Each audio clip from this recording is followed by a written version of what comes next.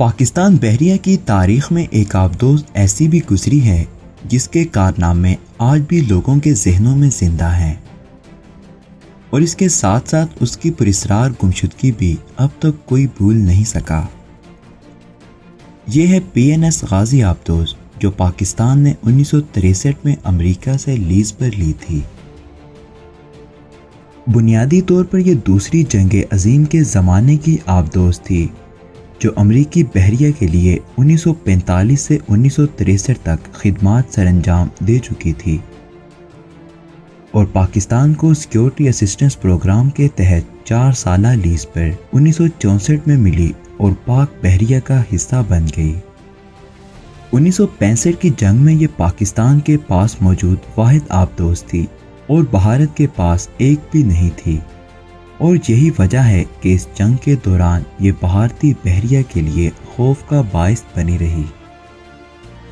جنگ کے دوران اس آبدوز کو بھارتی پانیوں میں تعینات کرتے ہوئے حکم دیا گیا تھا کہ وہ بھارتی بحریہ کے بھاری اور بڑے جنگی جہازوں کو ہی نشانہ بنائے، جس کے بعد یہ بھارت کے واحد ایئر کرافٹ کیریئر آئی این ایس وکرانت کو نشانہ بنانے کے لیے ڈھونڈتی رہی، مگر وہ بندرگاہ سے نکلا ہی نہیں۔ اس دوران اس آبدوز نے بھارتی فضائیہ کے ریاست گجرات کے علاقے دوارکا میں واقع ریڈار اسٹیشن کو نشانہ بنانے کے پاک بحریہ کے مشن کی بھی مدد کی تھی۔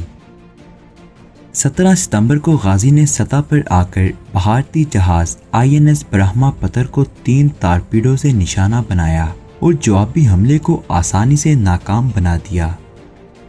وطن واپسی پر اس آبدوز کو ستارہ جرت اور تمغہ جرت سمیت 10 جنگی اعزازات سے نوازا گیا۔ 1965 کی جنگ کے بعد 1967 میں پاکستان نے ایک بار پھر امریکہ سے اس آبدوز کی 4 سالہ لیز کا معاہدہ کیا، اور اس کی حالت کو بہتر بنانے کے لیے ترک بحریہ سے مدد لی گئی۔ 1971 میں جب پاکستان اور بھارت کے درمیان کشیدگی بڑھ چکی تھی، تو بھارتی بحریہ نے اپنے ایئر کرافٹ کیریئر آئی این ایس کو وشاکھاپٹنم منتقل کر دیا، اور غازی کو اسے نقصان پہنچانے کا مشن ملا، اور یہ مشن انتہائی خطرناک قرار دیا گیا تھا۔ 14 نومبر 1971 کو وہ خاموشی سے بحیرہ عرب سے 3000 میل دور خلیج بنگال میں بھارتی پانیوں میں داخل ہوئی، اور اس وقت ظفر محمد کمانڈر تھے، جبکہ ان کے ساتھ عملے میں 10 افسران اور 82 سیلرز شامل تھے۔ یہ آبدوز 2 نکاتی مشن پر کام کر رہی تھی، یعنی پہلا مقصد تو وکرانت کو ڈھونڈ کر تباہ کرنا،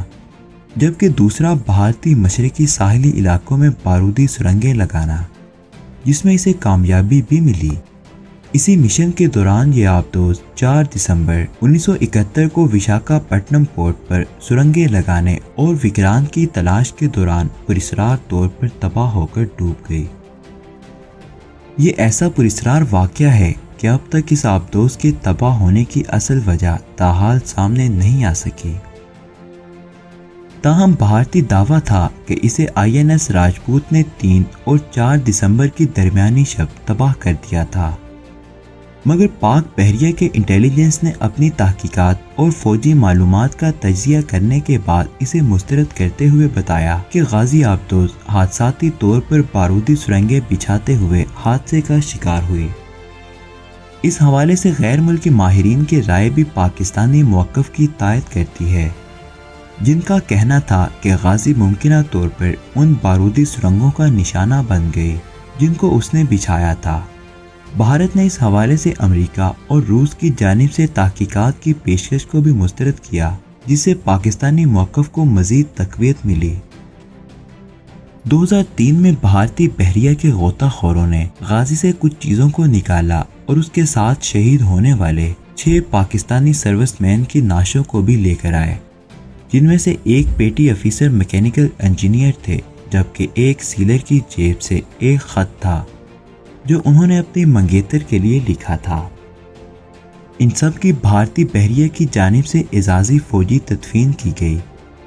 جبکہ جو اشیاء برآمد ہوئیں ان میں ریڈار کمپیوٹر، وار لاگز، تباہ شدہ ونڈ شیلڈ، چند فائلیں وغیرہ شامل تھیں، اور اس کی تصاویر بھی جاری کی گئیں۔ 1972 میں غازی میں سوار عملے کو حکومت پاکستان کی جانب سے بہادری کے ایوارڈز دیے گئے اور یہ پاکستانی بحریہ کی تاریخ میں اب تک کی واحد امریکی ساختہ آبدوز بھی ہے۔ اس کے بعد آبدوز کے لیے فرانس سے مدد لی گئی۔ پاک بحریہ نے اس کے بعد آبدوزوں کے تحفظ کے پروگرام کو بھی بہت زیادہ بہتر بنایا، جبکہ اس آبدوز کے حوالے سے ISPR کے تعاون سے 1998 میں ایک ٹیلی فلم غازی شہید بھی PTV پر نشر ہوئی۔ تاہم لگ بھگ 48 سال گزرنے کے بعد بھی اس قومی نقصان اور سانحے پر موجود اسرار کا پردہ چاک نہیں ہو سکا۔